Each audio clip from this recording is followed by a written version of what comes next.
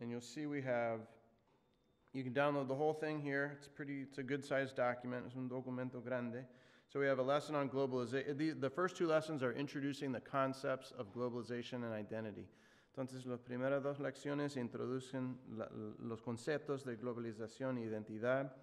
Then we have a case study of how Thai culture gets represented, another case study on Taiwan and a textbook controversy and how their history is told, and then another case study on the Zapatistas and their use of art, and then a final project that engages students in thinking about the connections between politics and identity.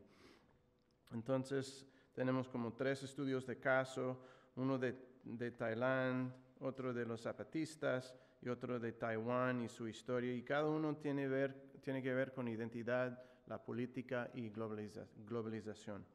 Y un proyecto final donde los estudiantes están haciendo un proyecto creativo pensando en su propia identidad. So the last project is a creative project where they're thinking about identity. So that's last year. This year, we're going to have an even bigger toolkit around nationalism. So, durante la primavera de este año vamos a terminar el currículo de este simposio, que va a haber unos 10 lecciones probablemente sobre nacionalismo and race and identity. So about 10 lessons on nationalism, race, and identity. So we're looking forward to that. And that'll be, I don't want to promise, but it'll definitely be ready for the next school year. It'll be done over the summer. Eso se va a concluir sobre el verano, ya va a estar listo. So that's it, and I look forward to hearing more presentations so we can think about the lessons. That's it.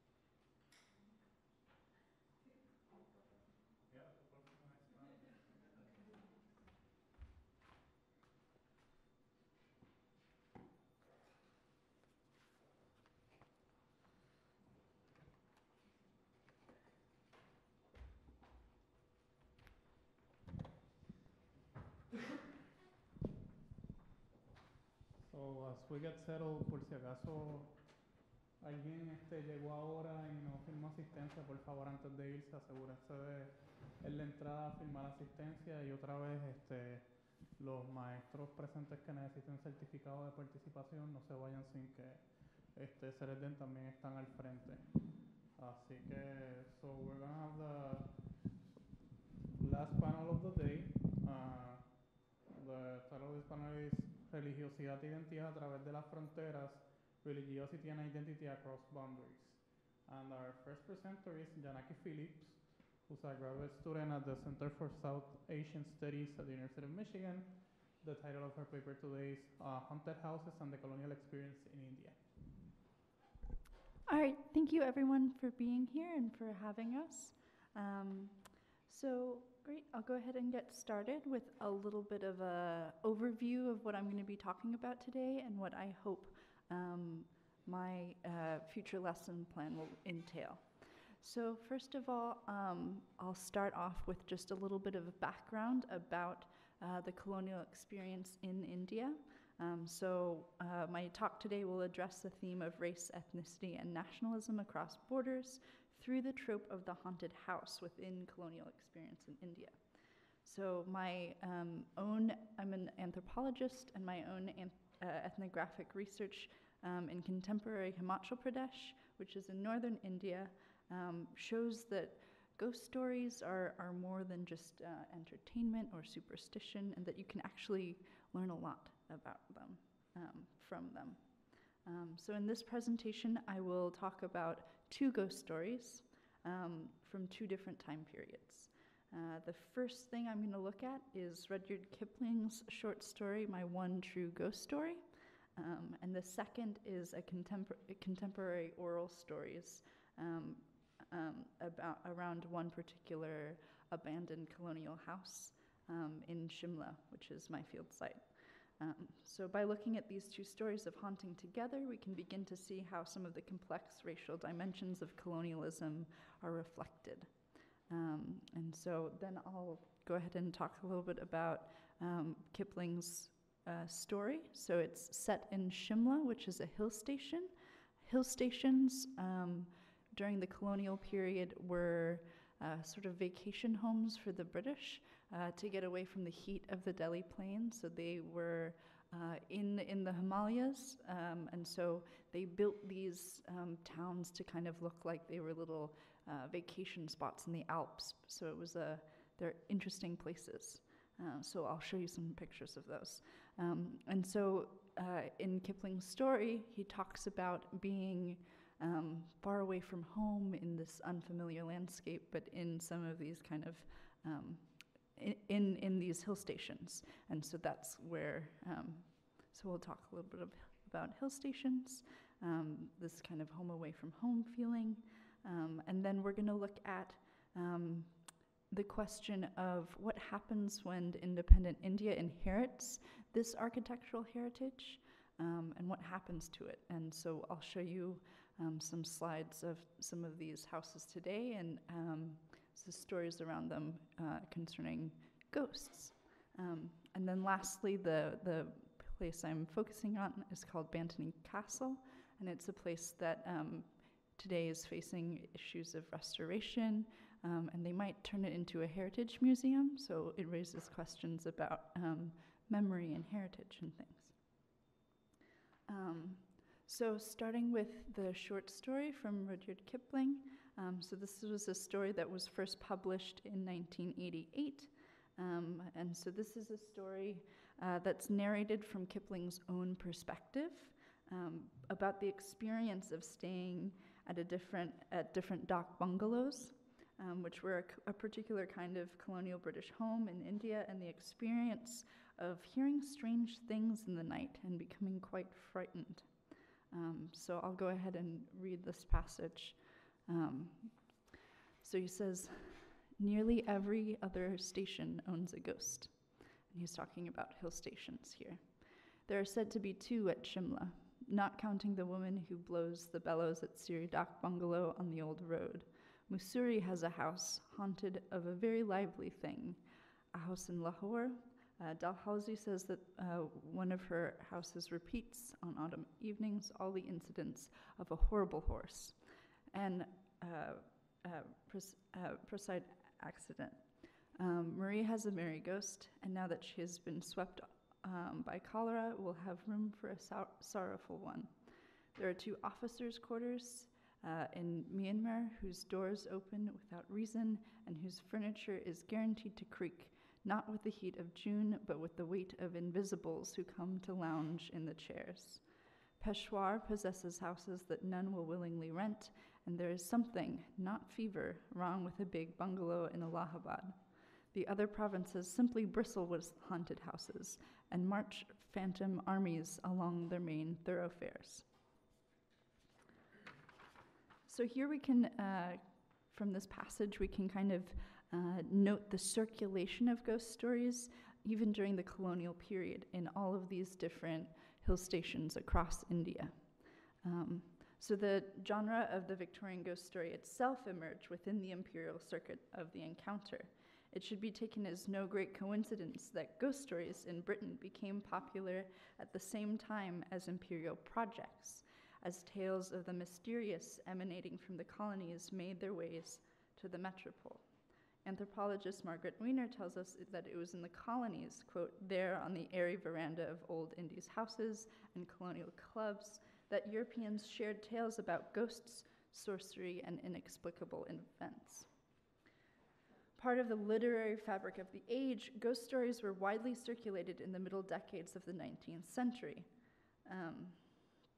Indeed, hill stations drew a host of literary types, such as Kipling, who wrote a number of ghost stories himself, included but not limited to this one here. Indian author and hill station resident Ruskin Bond claims in his collection of ghost stories from the Raj that Englishmen found themselves in the dark bungalows, graveyards, villages, and forests of a haunted India. For the British, coming from a land where haunted houses and castles were the norm, were fascinated by the wonderful variety of spiritual manifestations they found in India. In studying ghosts, one of the things I am continually fascinated by is the havoc they wreak on the linearity of time and narratives. Cox and Gilbert argue in the Oxford Book of English Ghost Stories that, quote, ghost stories offered a way of anchoring the past to an unsettled present by operating in a continuum of life and death. In the ghost story, the past is never a closed book, end quote. So as sudden recursions of the past into the present, any sense of straightforward progress is disrupted. So that's something we can think about with contemporary ghost stories of British ghosts in India. It's a moment where there's kind of this moment of rupture. So some of the other things that Kipling notes in this story are some of the variety of ghosts present within Indian culture.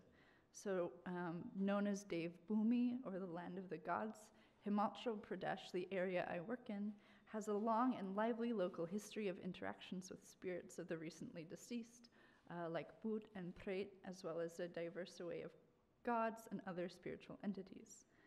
So like other religious phenomenon, ghosts are commonplace presences, made familiar not only through stories and everyday experiences, but through movies, television, photography, literature, paranormal investigators' blogs and videos, and the media.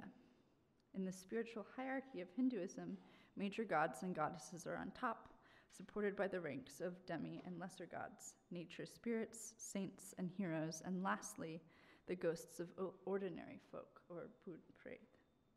So these ghosts are entities which blur the boundaries between human and non-human, life and death, and they represent a point where the boundaries of the mundane and the divine are at their most porous. This was something that we also talked about in today's keynote in terms of saints kind of being a point between humans and the divine. So hill stations like Shimla introduce another figure into this kind of diverse ranks of different kinds of charismatic deities, and that's the British ghost. So this is Shimla. So Shimla was the summer capital of the British Raj from 1864 until independence in 1947. So originally designed as summer retreats for colonists who longed for a home away from home, the distinctive architecture of hill stations continues to be inhabited both by the living and by the ghosts of the British Raj. So they were originally founded as sanitaria for British soldiers, and they became centers for family life and the nurturing of the private sphere, and were key sites for the social and ideological reproduction of the British Raj. As you can see from the slides here, they also played a peculiar role in the imaginary of place. So there was a huge kind of eclectic Victorian architectural styles, including things like mock Tudor, neo-Gothic, Swiss chalet, or even Himalayan Swiss Gothic.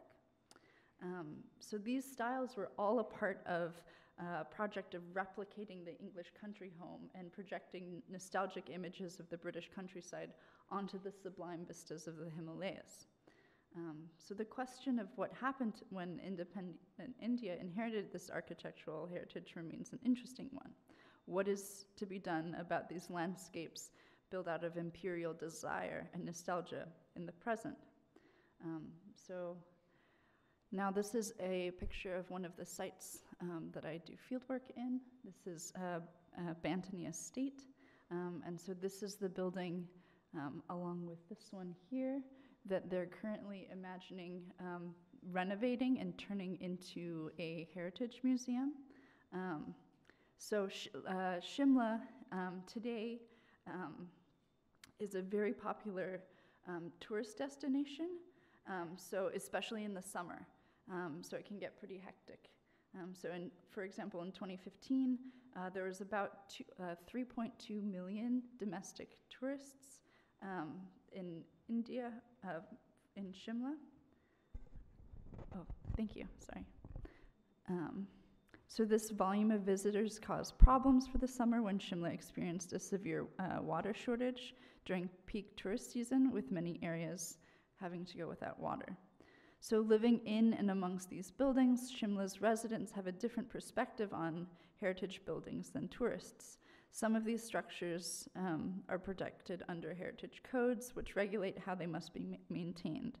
Because of these codes, renovations are often expensive, time-consuming, and require specialized laborers and materials. For example, this is the restoration of the town hall, which began in 2014 with a budget of about 8 crore rupees, and they estimated it would take about 2 years, but that was 2014, and this is 2017 and then 2018. So things take time, basically, and can be very expensive. So now I'm going to switch, and I'm going to give you guys a little narrative from my own fieldwork of when I got to explore these buildings with an informant of mine. So I met one of my closest informants one summer by a stroke of luck when I wandered into his antique shop late one afternoon. Inside, I was greeted by a friendly, balding man with a wispy ponytail who went by the name Ricky amongst his foreign guests and clientele. It turned out that in addition to studying anthropology in the past, Ricky was an amateur ghost hunter. About once a month or so, he and a group of friends would get together and go and stake out a haunted site, usually till the wee hours of the night with candles and a bottle of spirits, in hopes of encountering the supernatural. After meeting at his shop one afternoon, Ricky promised to take me to one of Shimla's most haunted places, conveniently located right off the Mall Road on the way to Kalibari Temple, a road that gets a lot of foot traffic from pilgrims and tourists alike. 2 adjacent mock Tudor-style buildings stood beyond a fence in a state of ruin. It was easy to see how these sites readily captured the imagination with their broken windows, flaking siding, and rusted tin roofs taken over by monkeys. Initially, Ricky seemed to have some trouble remembering the name of the place and referred to it simply as Mansion Villa, but then pulled up a few blog entries of Shimla's top 10 most haunted sites to show me on his phone. Sure enough, an image of the mansion and the smaller cottage came up on nearly all of these sites under the name Charlieville Mansion. Ricky told me that the smaller cottage, this one here, had about 15 or so ghosts residing there, 2 of whom were the former owners, Victor and his wife. The ghosts included both Brits and Indians who had worked there as servants. They had been occupied till about 10 years back as police stand before the buildings were deemed too structurally dangerous to occupy. Ricky told me that a few of the officers who used to work there reported hearing unexplained signs of habitation, soft sounds of British music, or the clattering sounds of cutlery. Later, as we were leaving, a line of young schoolgirls passed, and I overheard one of them say to her teacher, "Didi, Didi, ye bhutwala gar hai." This is the ghost house. A few weeks later, in a meeting with a local historian and tour guide, I had the identity of the haunted house cleared up for me. It was not Charlieville Mansion, as Ricky had claimed, but rather Bantony Castle, and in his opinion, not at all haunted. Furthermore, it originally hadn't been owned by Victor, or a British family for that matter, but rather by the Maharaja of Sirmaur. Built in 1880, the Maharaja had sportingly lent his estate to the British Army during the World Wars as a sign of good faith. After independence, the estate housed the police headquarters from 1957 until several years back, when a court order forced them to abandon it. Rather than dismissing both this incident for its proper historicity, I argue that they need to be read as other types of engaging with the past and no less valid for what they belie about the present moment. So on January 4th, 2017, after repeated failed attempts going back to the 1960s, the Himachal state government acquired Bantony and its surrounding land for approximately $4.2 million. Himachal's Department of Language, Art and Culture announced their intention to refurbish the heritage site into a museum alongside a recreational park and a restaurant that would service tourists and locals alike. As this future project will no doubt tell, Shimla's material heritage continues to be remodeled and reinscripted according to current visions of the past, nostalgic or otherwise. When I asked Ricky if he thought the renovations and restorations would have any effect on the ghosts, He answered in the negative. The ghosts were there to stay, he said, and the new occupants of the space would soon find this out in their inevitable dealings with the spectral residents. Much like the Victorian ghost stories in which the past was never a closed book, Shimla's aging urban landscape leaves open alternative sensorial possibilities of engaging with the past. In Shimla, then, haunting is more than just a metaphor.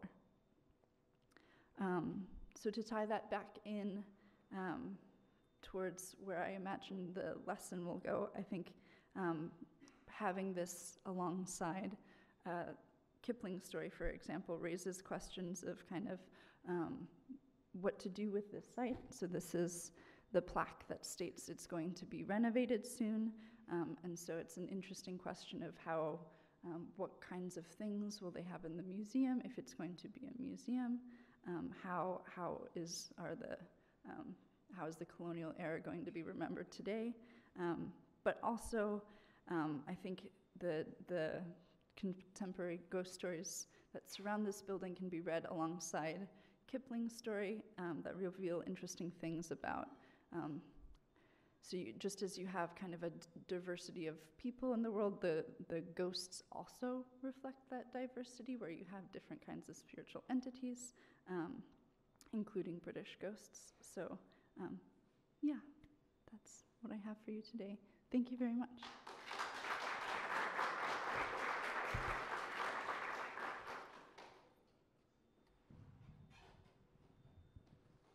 Thank you, Janaki.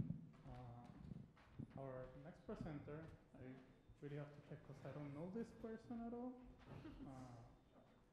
Well, joking aside, when I left Ann Arbor and came to the Universidad of Puerto Rico to become a professor, one of my very first students was somebody that's also starting her bachelor's degree and just arriving at the university. Her name was Maria Rivera Perez.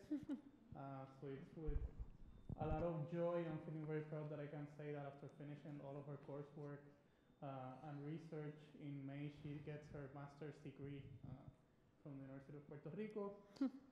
She's also a teacher, an acting teacher here at the Municipality of San Juan. Her research work deals with race identity and religiosity in Puerto Rico, especially working with Espiritismo Criollo in Yauco, Puerto Rico. The title of her presentation today is Las religiones afrocaribeñas y el diálogo interreligioso en la clase de estudios sociales. Gracias, Juan. Buenas tardes a todos. No tengo nada más que decir en términos de mi preparación académica ni de trabajo de investigación, así que vamos a comenzar. ¿Quién no ha escuchado alguna vez la frase, en esta casa no se habla ni de política ni de religión? Para muchos puertorriqueños, todavía hoy, hablar de religión resulta controversial y prefieren evitar las discordias que podrían generarse al hablar del tema. Algo parecido suele ocurrir en algunas de nuestras aulas, en las que existen docentes que evitan temas que podrían hacer a los estudiantes entrar en disputas con sus compañeros, pues temen perder el control de la discusión, que no se llegue a acuerdos o que no se logre hacer ver a los estudiantes que simple y sencillamente hay que respetar las opiniones de los demás. El problema de la exclusión de temas espirituales desde una perspectiva antropológica e histórica en nuestras salas de clase es que, si no exponemos a nuestros estudiantes a estos contenidos y discusiones, ¿cómo los estamos preparando para convivir en un ambiente cultural y religiosamente diverso? Propongo exponer a nuestros estudiantes a discusiones acerca de la diversidad cultural en nuestro país, particularmente la diversidad religiosa, utilizando como eje temático la espiritualidad afrocaribeña. Estas espiritualidades se caracterizan por su evolución de religiones practicadas por varios grupos étnicos en el oeste y centro de África, que se encontraron en el Caribe como parte de la trata esclavista. A partir de los siglos XV y XVI, las religiones del mundo que se encontraron en la región del Caribe se transformaron bajo condiciones de asentamiento y explotación. Diversas tradiciones religiosas entraron en relaciones simbióticas o sincréticas, creando nuevos significados. Entre estas se pueden mencionar el vudú, la regla de Ocha, religión lucumí y algunas manifestaciones del espiritismo puertorriqueño, ¿verdad? Un poquito de enlace con la primera presentación del día. En el contexto escolar, como docente, he encontrado estudiantes con mucha curiosidad e interés acerca del origen y las prácticas de estas religiones. En algunos casos, incluso he tenido alumnos que temen decir que son practicantes de alguna de estas mencionadas religiones por miedo a los comentarios despectivos que pudieran recibir de parte de sus compañeros de clase por el estigma social que esto representa. Por ejemplo, tuve el caso de un estudiante proveniente de una familia que practicaba la religión yoruba, popularmente conocida como santería. Entre las ceremonias de la religión yoruba se encuentra el recibimiento de los eleques, o popularmente conocidos como collares. Cada eleque representa una orisha yoruba o alguna manifestación de la naturaleza, como se mencionó en la primera presentación. El estudiante utilizaba un abrigo para ocultar sus eleques y manifestó que era por las repercusiones negativas que podría generar ser identificado como practicante de esta religión. Estas situaciones no deben tener cabida en un sistema social en el que no se permite discrimen alguno por motivo de raza, color, sexo, nacimiento, origen o condición social, ni ideas políticas o religiosas. Es importante garantizar un ambiente seguro para todos nuestros estudiantes, caracterizado por el respeto y la igualdad, como establece la política pública del mismo Departamento de Educación. El estudio de estas manifestaciones espirituales, así como de otras espiritualidades propias de nuestra región, podrían acercarnos a la erradicación del discrimen por religión. ¿Cuál es el problema central? Que en Puerto Rico se han invisibilizado estas manifestaciones, sobre todo en los contenidos históricos de la clase de estudios sociales, de historia de Puerto Rico. Esto a pesar de que el número de trabajos académicos acerca del tema ha ido en aumento. Como parte de los propósitos de esta presentación, discutiré brevemente algunos de los factores que han contribuido a la invisibilización de estas manifestaciones espirituales en los contenidos históricos de la clase de historia de Puerto Rico. Además, discutiré los lineamientos de la educación intercultural, es decir, una educación basada en la intención del acercamiento al otro, de comunicación e interacción entre personas de culturas diferentes, en oposición a una educación monocultural o de una sola cultura, como propuesta pedagógica para fomentar el diálogo interreligioso. Aquí en Puerto Rico tenemos esta costumbre de homogeneizar la cultura puertorriqueña y describirla bajo, ¿verdad?, estas características finitas, cuando en realidad es bien compleja. La interreligiosidad, definida por la UNESCO como el diálogo entre las diferentes religiones y tradiciones espirituales, debe ser vista como un gran recurso de avance social en un momento de gran crisis nacional. La falta de conocimiento acerca de las espiritualidades insulares ha resultado en una crasa incapacidad sociopolítica para reconocer la valía, derechos y libertad del otro religioso. Acerca de la invisibilización de las manifestaciones espirituales en los contenidos curriculares, una de las razones por las cuales se invisibiliza es la generalización de que en la isla existe una incuestionable homogeneidad cristiana. Eso es uno de los factores que alimenta la concepción de que en Puerto Rico la diversidad religiosa no merece atención, puesto que es básicamente inexistente. Sin embargo, de acuerdo con el antropólogo puertorriqueño Juan Caraballo Resto, Puerto Rico cuenta con una gran diversidad religiosa que incluye 7 mezquitas, 3 sinagogas, un centro de Kabbalah, centros de meditación hindúes, budista, Covens Wicca, una congregación mita, Bahá'í e históricas sociedades espírita, teosófica y rosicrucianas. Todas estas se suman a constelaciones de congregaciones cristianas, afrocaribeñas y reavivamiento indígena y, por supuesto, ciudadanos agnósticos y ateos que se suman a toda esta completar nuestro espacio. Por su vínculo histórico con la esclavitud y la negritud, las religiones afrocaribeñas han sido relegadas a meras prácticas religiosas populares y se les resta agencia e importancia histórica. ¿Por qué? Según el doctor Ángel Luis Ortiz, la abolición de la esclavitud no eliminó de ninguna forma los prejuicios, el racismo, los abusos imperantes en las esferas de poder. El prejuicio histórico se refleja en el lastre cultural que la infraestructura pública y privada, inclusive las religiones y medios de comunicación en masa, han venido arrastrando. Él escribió un libro afropuertorriqueño en el 2006 e incluye un capítulo dedicado exclusivamente a la religión y el racismo, en el cual aborda el tema de la santería y provee un ejemplo de cómo se sincretizó con el catolicismo como la forma en la que a los africanos les fue posible continuar con sus prácticas, utilizando santos católicos como equivalentes a sus deidades. Ortiz argumenta que los prejuicios históricos están relacionados con los conceptos religiosos, instaurando ese vínculo o enlace entre lo que es el prejuicio racial existente contra el afropuertorriqueño y su espiritualidad. Dorta Román, que fue egresada de la Facultad de Educación y escribió una tesis que se llama The European Religion, Change of the Santería or Witchcraft in the Curriculum, 2007, aduce que la ignorancia del impacto de la cultura africana en la personalidad puertorriqueña ha sido transmitida por la historia oficial. La investigadora señala que esta versión de la historia, en su referente cultural occidentalista del poder hegemónico, económico, político y social, perpetúa el prejuicio racial y legitima la cultura occidental. Ella discute cómo la historia que ha sido transmitida por medio del currículo escolar, y no solamente el currículo, ¿verdad? Los recursos que se crean para los maestros, los libros de texto, fue escrita primero desde el poder hegemónico español, en el que se excluyen las voces de los subordinados, y posteriormente desde el poder hegemónico estadounidense. La autora reconoce que a partir de los 70, con la nueva historia aquí en Puerto Rico, pues se comienza a visibilizar las aportaciones de los africanos. A pesar de estos señalamientos, entre los que hay muchos otros, pero por cuestiones de tiempo no se pueden discutir, pues no se han considerado estos temas para ser parte del currículo de estudios sociales. Perdón. La educación intercultural como herramienta para el diálogo interreligioso y el avance de la erradicación del discrimen por religión. La educación intercultural fue un movimiento que comenzó en la segunda década del siglo XX en los Estados Unidos para abordar las cuestiones del pluralismo cultural como contraposición a la asimilación. El objetivo era promover la comprensión entre diferentes grupos étnicos y raciales, así como valorar los atributos de las minorías, o sea que en lugar de que tengamos que simple y sencillamente todos comportarnos de cierta manera, ¿no? Aceptar que hay diversidad dentro de estos grupos étnicos. El objetivo era promover la comprensión entre diferentes grupos étnicos y raciales y, como ya dije, valorar las minorías.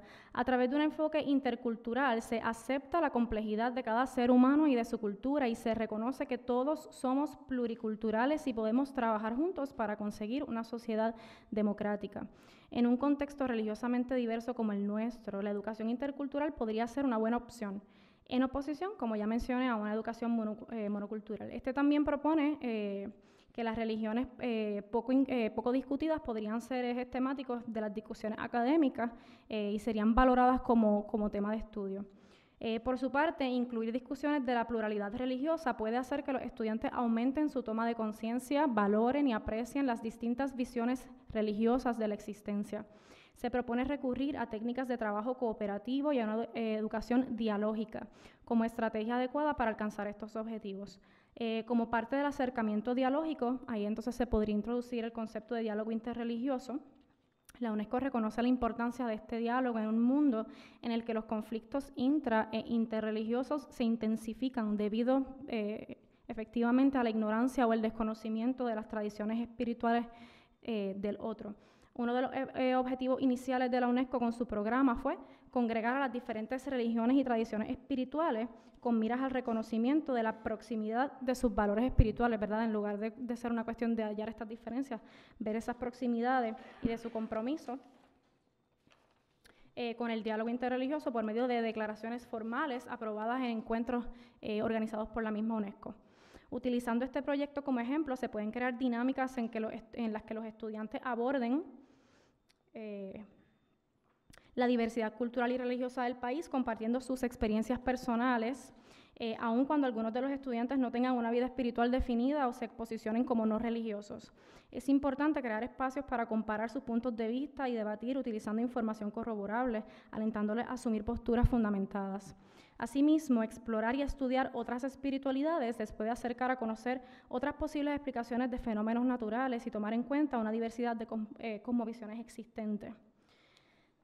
¿Qué temas podrían derivar, por ejemplo, del estudio de estas religiones?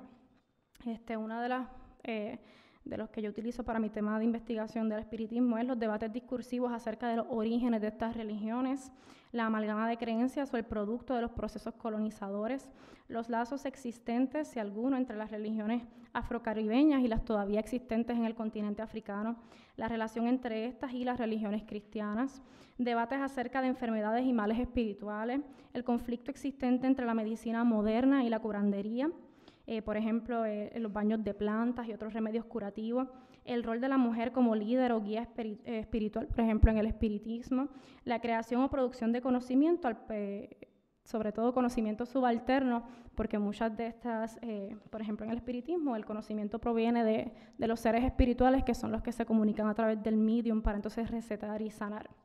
Se reconoce que desde un acercamiento pedagógico, intercultural o interreligioso se podrían generar conflictos entre los estudiantes, puesto que no están acostumbrados a establecer estos diálogos. Sin embargo, esto fomenta que los estudiantes desarrollen la capacidad para enfrentarse a los conflictos y comprendan, no siempre tienen que estar resueltos para poder convivir. Eso no imposibilita, pues, la convivencia. Finalmente, para llevar a la práctica un acercamiento intercultural sería necesario, por supuesto, preparar a los docentes para el tipo de dinámica que se va a presentar en la sala de clases.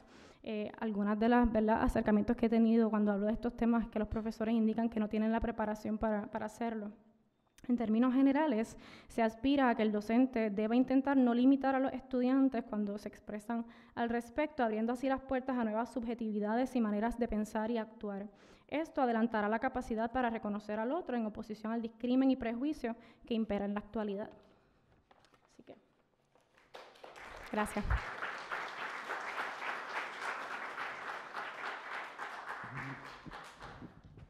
Thank you, Wilmary. Our next presenter is Ahmed Michi, who's a grad student at the Center for Middle Eastern and North African Studies at the University of Michigan. And the title of his presentation today is From Colonial Divide et Impera to the War and Terror of the Radicalized Muslim Subject in the Moroccan Reef Movement.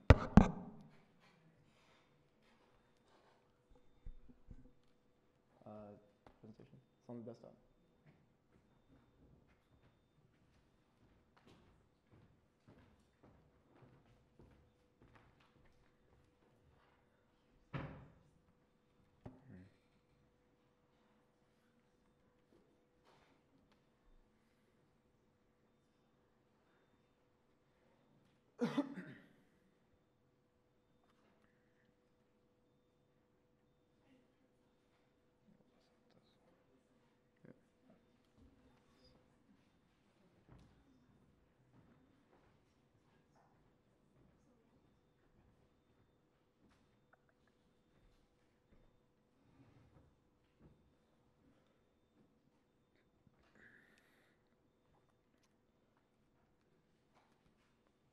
Okay, good afternoon, everybody. My name is Ahmed. Again, thank you to the organizers for the funding and for welcoming us here to the University of Puerto Rico.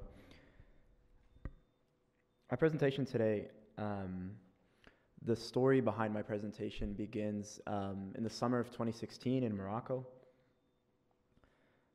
A fisherman was selling swordfish out of season, and his catch was confiscated by security forces and was thrown into a garbage compactor, and it was worth a couple of $1,000s. And so out of protest, he jumped into the garbage compactor to try to retrieve some of it, and allegedly the security forces turned on the garbage compactor and he was crushed to death inside.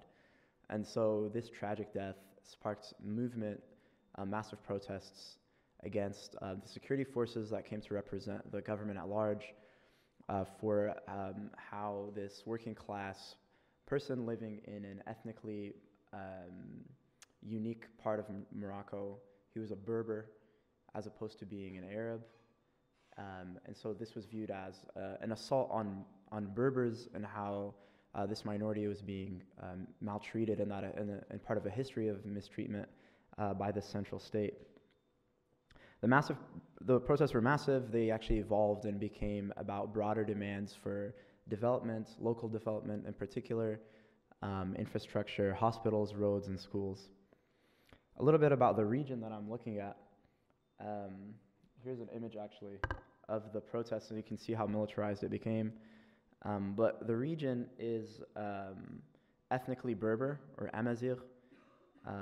This region is called the Rif, and the Rif is one of three major Berber groups in Morocco.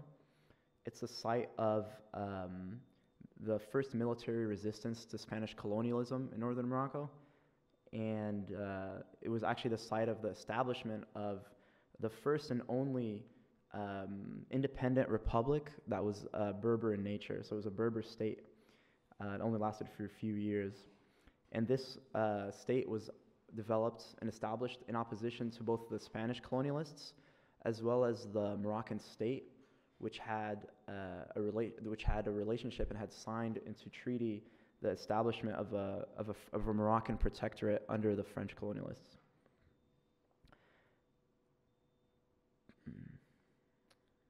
Yeah. So, as I said, the protests they became nationwide. They became also about releasing political prisoners. And for many, it became a resurgence of the Arab Spring, which had emerged 5 years earlier. What was striking to me, I was there at the time when all this was emerging, was that the movement was not officially led by any ideological groups. It really became a national movement, and it was grassroots, and most importantly, it was a pacifist movement. Yet for some reason, the state-run press would always present the movement as being, as involving the threat of violent Islamic extremism.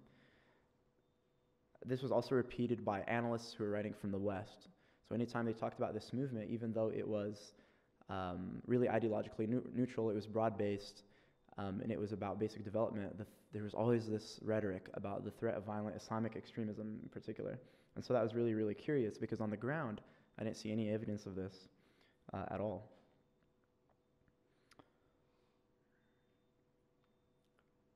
So the question that, before that, I actually do want to share a small kind of case in point. So this is a tweet from, or a Facebook post from one of the leaders of the protest movement, Al-Murtada Imrashan, and it's really a curious case.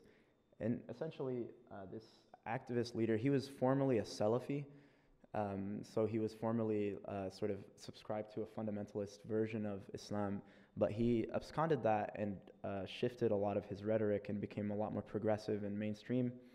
And he also advocated nonviolence. And so on June 9th, he posted this story of how a journalist had called him and asked him some questions about the movement. In particular, he asked him, is it true, the allegations that you were contacted by terrorist cells in Afghanistan and tried to bring them into Morocco in 2011? And so for this activist, it was such a ridiculous claim and such a ridiculous question that he reacted sarcastically. He said, yes, the leader of Al-Qaeda, Anwar al-Zawahiri himself, asked me to do it when I met with him in Afghanistan. And the journalist kind of got frustrated because he realized he was being sarcastic, and it never came to anything. A few weeks later, Al-Murtada Imrashan was arrested for this post, and he was arrested on terrorist charges. So he was arrested for inciting or advocating terrorism. And so we can see how, in this context, this wide net that developed, the war on terror, which developed after 2001, became this meta framework. First of all, this rhetoric around the war on terror emerged in the United States and in Britain in particular, and became this catch-all phrase that was used as a framework that was used by repressive regimes, especially in the Arab world, to quell any sort of dissent or resistance. And this is obviously problematic. It did remind me of something, though.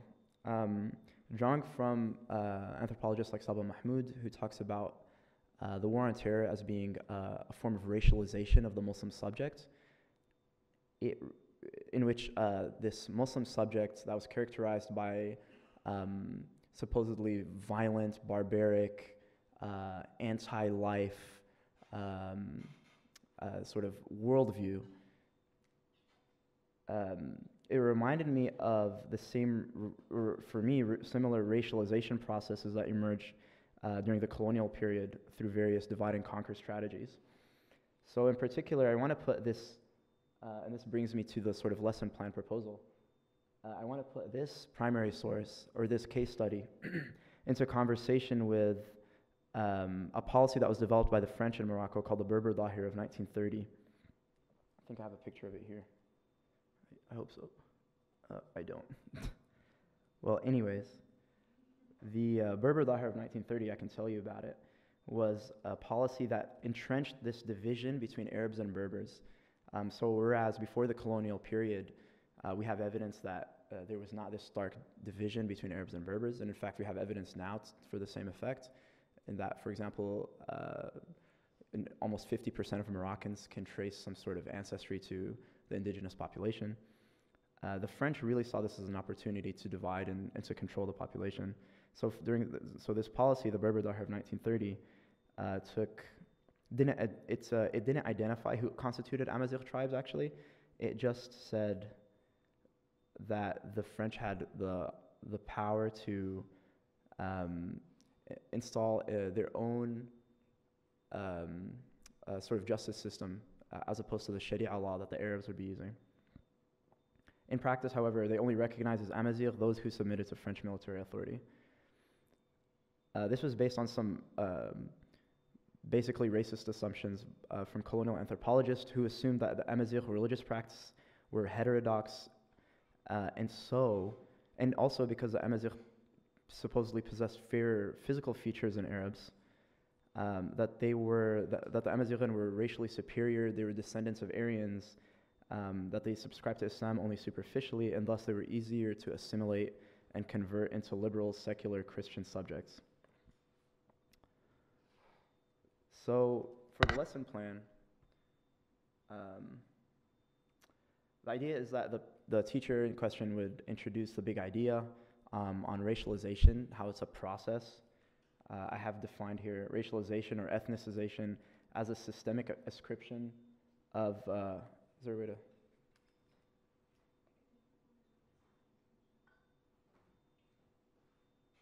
Is there a way to get this back up?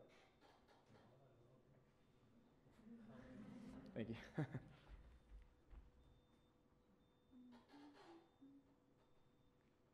you. So I have defined racialization as a systemic ascription of racial or ethnic identity onto a group by another group that is in a position of power.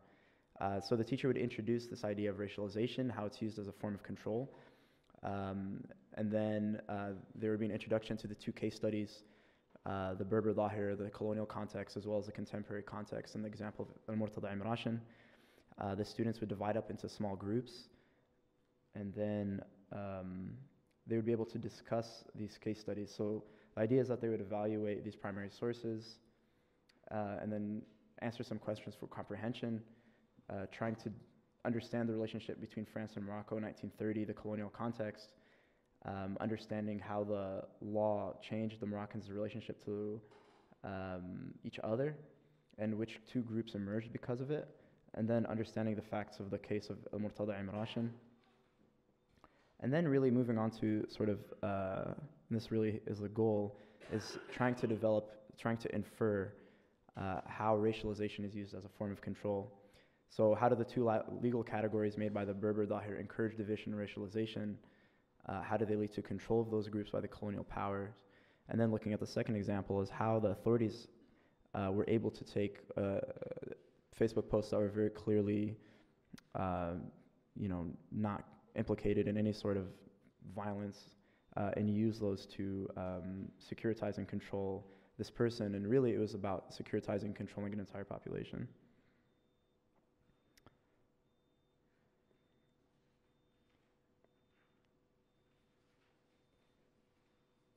And then the final part of all of this, which I think is the key, is trying to understand how racialization and control is used cross-culturally in various different contexts. And so asking students to think from their own experiences, from their own personal experiences, how they can imagine scenarios or situations where racialization by a dominant group is imposed on a less dominant group, and then how that's used as a form of control and subjugation. And then also having a reflective piece to the exercise and thinking about how this makes you feel, because as one of the presenters earlier mentioned, this is deeply personal on so many levels, or it can be at least. And so thinking about how this affects them personally and emotionally, as well as sort of objectively or intellectually.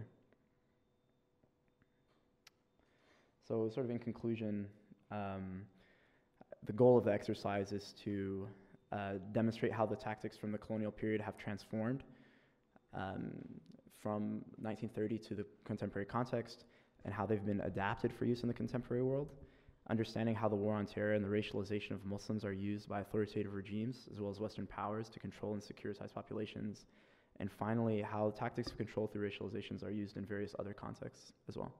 Thank you.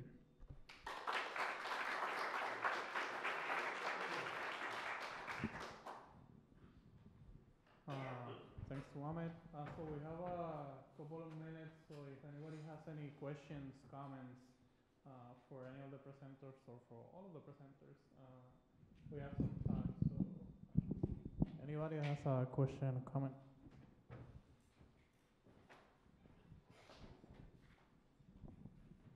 Gracias a todos y a todas los panelistas. Thank you to all of the presenters. My question is for Wilmary.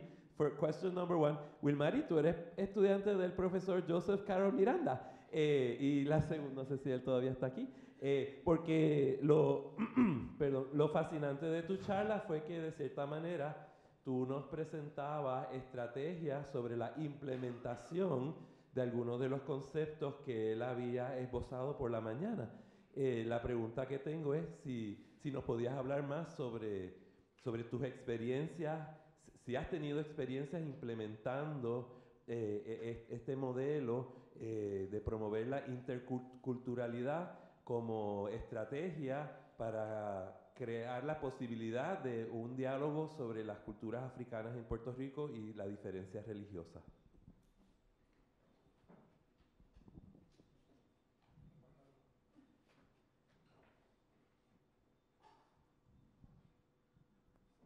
Sí, ¿me escucha? Sí. Hola, sí fui estudiante del profesor Joseph Carroll Miranda, así que definitivamente he aprendido muchísimas cosas en el transcurso de los años.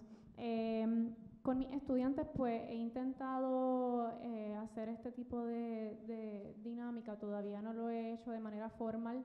Es una idea que estoy tratando de pulir un poquito antes de proponerla de manera que sea aceptada y esté bien sustentada.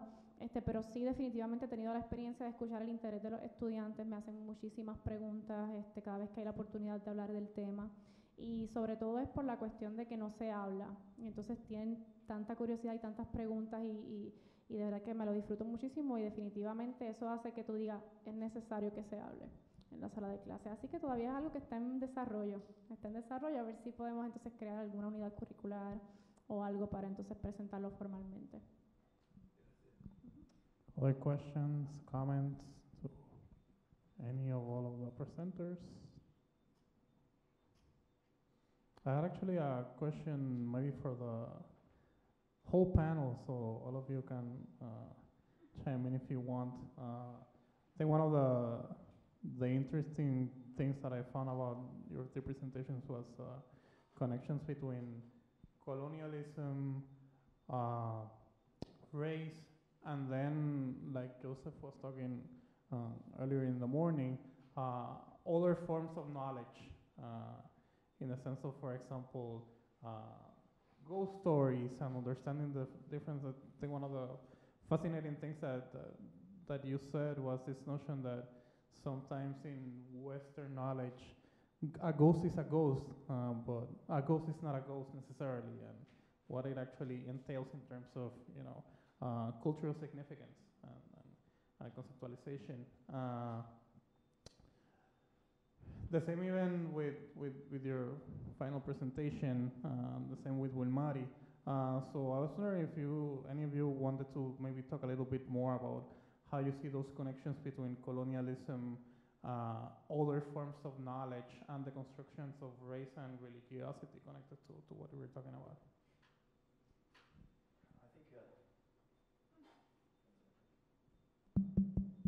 So thank you for the question. I think in my context, in the Moroccan context in which I'm studying, first of all, the colonial experience is primarily a racial project. It's a racializing project, and the entire presumptions of superiority are based on an idea of racial supremacy. And so in terms of alternative forms of knowledge, I've not really addressed that much in this paper, but on the question of religiosity, and I think this is really the key for understanding how racialization operates in the contemporary context, is trying to understand that Muslimness and I'm drawing here on an idea by Sabah Mahmood, is created as an identity that has less to do with theology or practice, but rather by a set of political positionalities as well as geographic belonging and subjecthood. And so it operates in the same way that racialization operates. And so in that way, we see how religion and race actually become muddied in this sort of rhetoric that's used for the purposes of subjugation and control. Thank you for your question, and I really love the way you put it as other forms of knowledge. And so one of the things that I'm doing in my research kind of in the more broadly is looking at sort of the effect of colonialism on local ideas of religion. And so especially in terms of local practices around ghosts and spirits, which today would be classified as andavishwas or superstition. It literally means blind faith.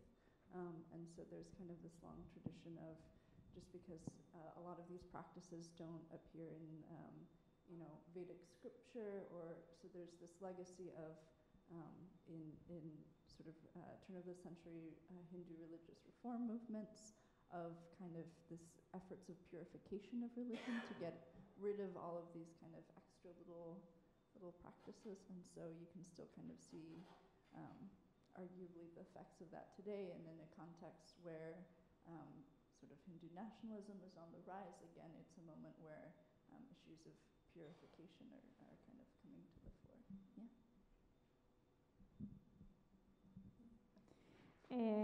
En términos de la cuestión de los prejuicios raciales, pues como mencioné en la presentación, se ha hablado mucho de la cuestión del prejuicio histórico por cuestión de raza, ¿no? Estas religiones eran practicadas, son practicadas por o provienen de religiones afrodescendientes o afrocaribeñas.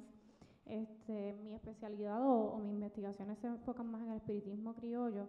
Y, por ejemplo, hay manifestaciones del espiritismo que no necesariamente son el espiritismo criollo o el que se practica por las clases populares, que no trabajan con ciertas fuerzas espirituales como lo serían los negros o los congos o los indios, porque simple y sencillamente pues esas fuerzas espirituales pues son tienen unas características que pues ellos no las reconocen como válidas o como que las puedo utilizar para bien. También al ser practicadas por las clases populares y las clases pues desventajadas, se le tilda de pues superstición, son prácticas plagadas de ignorancia, que no tienen mucha validez. En términos de en el currículo, ¿no? La cuestión del discurso occidental, sabemos que nuestro currículo de historia está definitivamente condicionado por este discurso. Y en términos de la producción de conocimiento, como estaba comentando, esta es una de las cosas más importantes dentro de estas investigaciones que están surgiendo, y es de dónde proviene el conocimiento de estas personas, ¿no? No necesariamente viene de los libros formales, ¿no? Es conocimiento ancestral que ha sido transmitido de manera, podría ser oral, podría ser por medio de los seres espirituales, como ya les dije, así que definitivamente son maneras de crear conocimiento que retan lo que conocemos como conocimiento formal. Así que, no sé.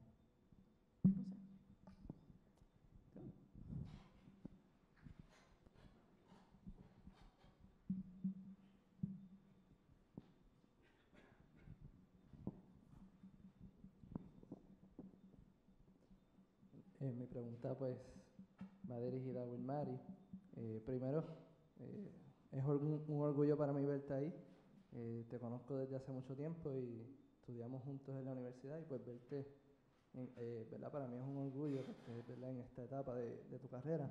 Gracias. Pero la pregunta, y también para el profesor que ahorita habló del tema, porque está relacionada, era una curiosidad de si se tiene algún número, ¿verdad?, de personas en Puerto Rico que están ligadas a estas, ¿verdad?, religiones ¿verdad?, de afrodescendientes, si hay algún censo, si hay algún, ¿verdad?, dónde se practica más, si dentro de las comunidades, mencionaste mucho lo de como comunidades marginadas, asumo obviamente pues que viene por ahí, pero si hay algo en la historia de Puerto Rico que se haya recopilado de verdad, dónde se practica más este tipo de religión aquí en Puerto Rico. Gracias, Guillermo, por tus comentarios. Muchísimo cariño de mi parte también. La última estadística de la que pude disponer es del 2012, de Pew Research Center, es la única que pude utilizar, y en ningún momento se mencionan estas religiones, se menciona como otros, ¿no? De hecho, el título del reportaje donde está esta encuesta no, ¿cómo se llama? Censo. Gracias. Se publicó, el título era Repleta la isla de cristianos. Ese era el titular, porque pues presentaba la mayoría católica, la mayoría protestante y entonces un mínimo casi inexistente de otras espiritualidades, pero no he encontrado ningún censo que especifique la cantidad de practicantes de estas religiones. Si Joseph quiere hacer algún comentario al respecto.